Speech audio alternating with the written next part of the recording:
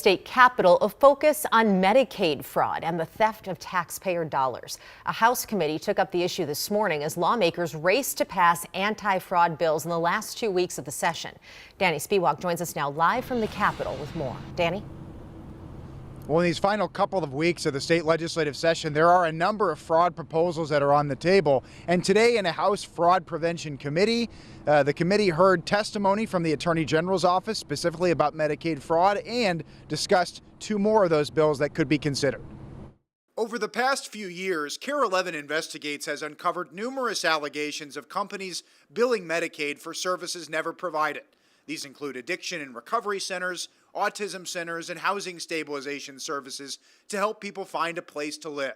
It seems like something's popping every day. On Monday, GOP Representative Kristen Robbins made Medicaid fraud the focal point of her House Fraud Committee and invited testimony from Nick Wonka, the head of the Attorney General's Medicaid Fraud Control Unit, who said the unit has recovered $53 million over the last 5 years. And I'm happy to be here today to talk to you all about what we in the Medicaid Fraud Control Unit do to hold people accountable for stealing those funds that should be going to caring for people who need it. With 2 weeks left in the legislative session, Wonka urged lawmakers to increase criminal penalties for people who defraud public agencies and to boost his unit's staffing.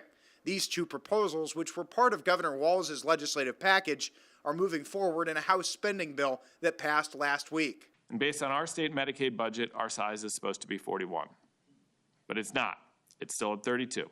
And it hasn't grown like our state Medicaid budget has over the last 5 years. The House Fraud Committee also discussed 2 other fraud bills, one related to making kickbacks illegal and another to improve oversight of state grants. If we were doing any sort of site visit, these things would have been caught. While parts of the kickback bill are under consideration this session, Chair Robbins acknowledged that second bill on grant oversight will likely need to wait until next year.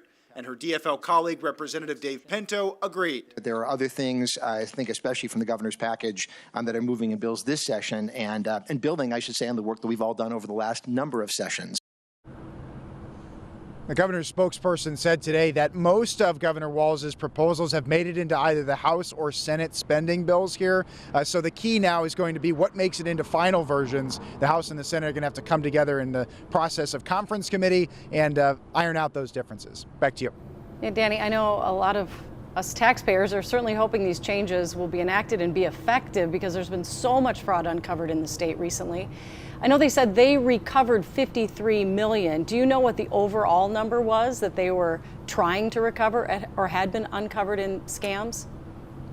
It's a very good question, and actually lawmakers tried to get their heads around that, asking the Attorney General's office today specifically if they know how much money has been stolen from Medicaid, not just the money that's been recovered. The office, Nick Wonka, the director of the fraud unit for Medicaid, did not know the answer off the top of his head. Probably safe to say that it's millions for sure, but we just don't have that answer for you. Back to you. All right. Thank you, Danny.